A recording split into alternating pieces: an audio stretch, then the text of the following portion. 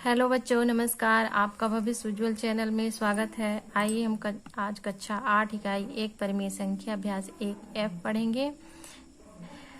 1F का प्रश्न पहला देखते हैं। इस पे सत्य और असत्य जो सही हो उसे हमें लिखना है।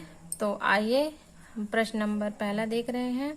तो -6/7 प्लस 6/7 परिमेय संख्या नहीं है।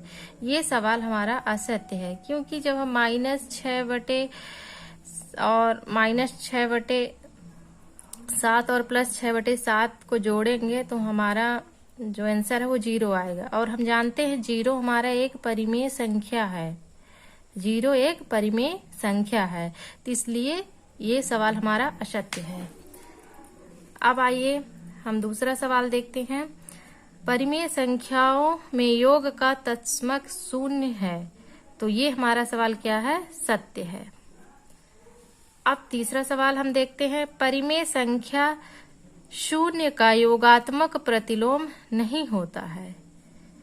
ये सवाल हमारा असत्य है, क्योंकि योगात्मक प्रतिलोम हमारा 0 होता है। जैसे कि हम +5 और -5 का वो करेंगे, जोड़ेंगे तो हमारा योगात्मक प्रतिलोम जो है वो 0 आएगा।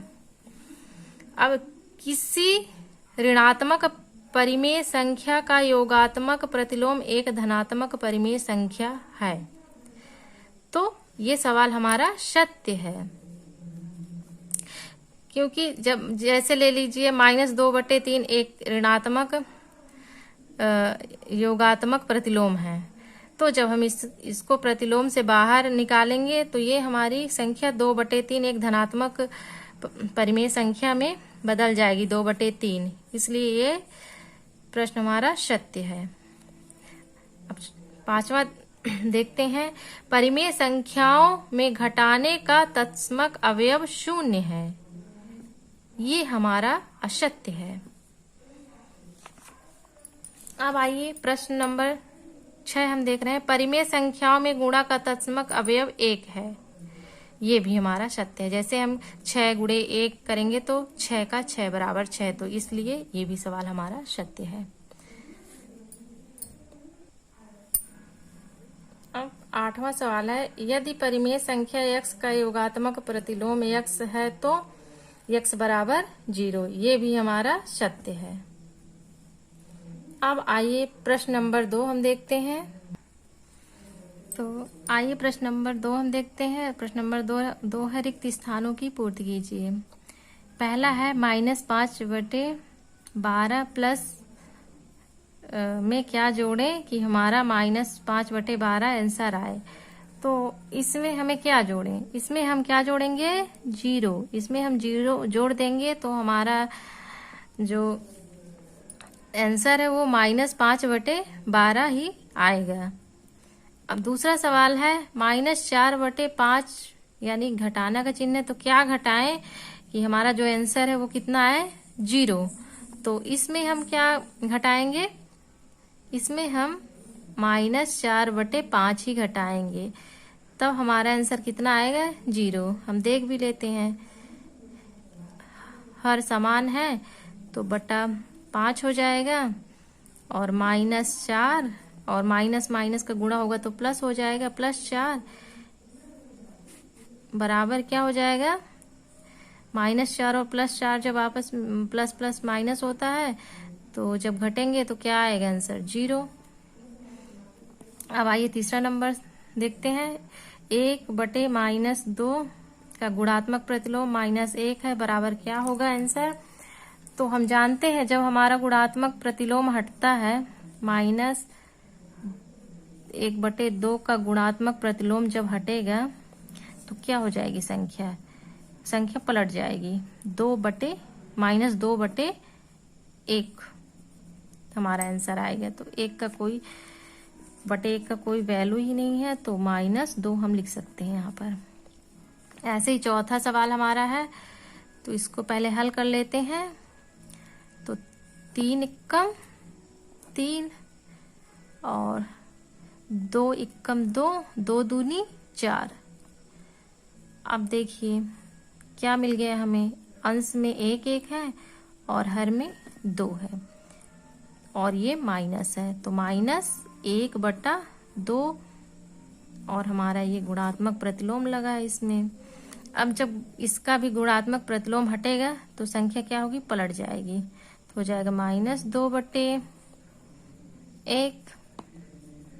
तो 1 का तो कोई बटे में 1 का कोई वैल्यू नहीं है, तो हमें इसका भी आंसर हमारा आ जाएगा -2।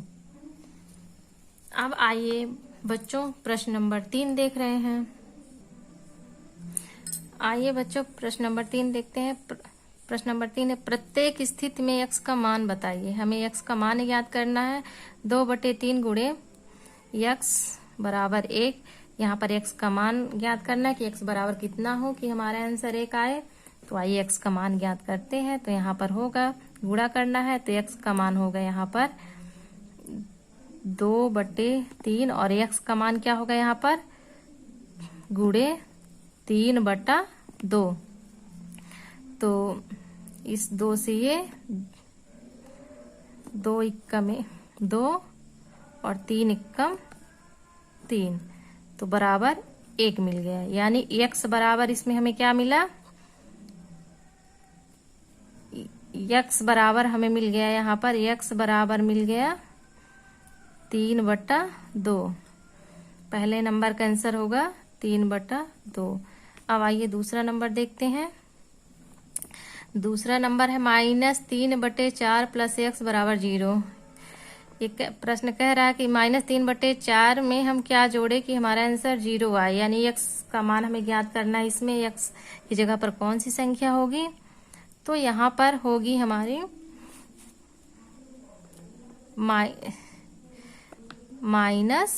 x बराबर हो जाएगा -3/4 और एक प्लस है और x की जगह पर भी हो जाएगा 3/4। और जब हम इनका, तो ये दोनों संख्या -3 और दोनों के हर बराबर है, तो ऊपर वाली संख्याएं क्या होंगी, घट जाएंगी। -3 और +3 है तो बराबर क्या होगा 0। तो इसमें हमें x बराबर क्या मिला, x बराबर 3/4। ये हमारा दूसरे का आंसर है 3/4। अब आइए प्रश्न नंबर 3 देखते हैं। प्रश्न नंबर 3 है, x गुणे -5/4 बराबर 1। तो इसमें हम कितने का गुणा करें कि हमारा आंसर 1 आए, तो x बराबर हमें ज्ञात करना है। तो हमें x बराबर क्या लिख सकते हैं, x बराबर हो जाएगा, आइए यहाँ पर कर रहे हैं सवाल को, तीसरे को। तो x बराबर हो जाएगा 4/-5 और गुणे ये -5/4 बराबर, तो ये 5 इक्कम 5, ये 5 इससे कट गया और 4 इक्कम 4 बराबर 1 मिल गया। तो तीसरे में x का मान कितना है, तो x बराबर हमें कौन सी संख्या मिल गई, 4/-5। अब आइए हम चौथा नंबर सवाल को देख रहे हैं। चौथा नंबर सवाल ये भी उसी तरह का है। तो x का मान ज्ञात करना है, तो यहाँ पर x का मान हम क्या रखेंगे, -7/6 -6 गुणे -6/7 -7। तो देखिए 7 इक्कम 7, ये भी 7 कट गया, 6 इक्कम 6, ये भी 6 कट गया, तो बराबर 1 मिल गया हमें।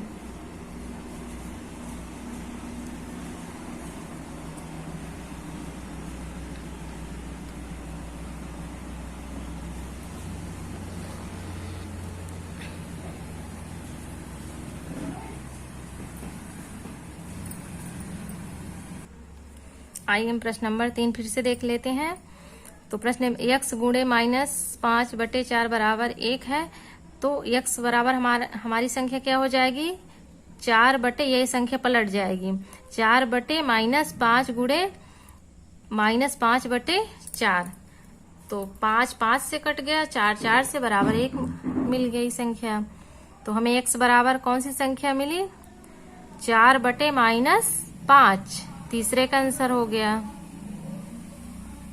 अब चौथे को देखते हैं, -7 बटे -6 गुणे, चौथे में भी x का मान ज्ञात करना है। तो x के जगह पर हम क्या लिए, -7 बटे -6 गुणे -6 बटे 7, 6 6 से कट गया, 7 7 से बराबर 1।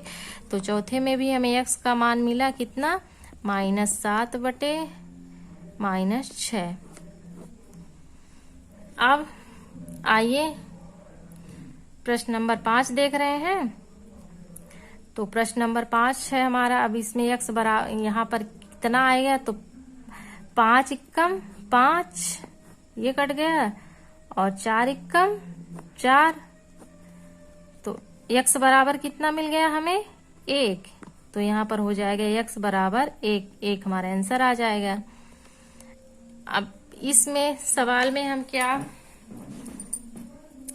इसका कितना आंसर आएगा x का मान, तो हर जब बराबर होती हैं तो अंश की संख्याएं धन ऋण में जैसा भी होती है वैसा हम जोड़ देते हैं, तो घटा देते हैं।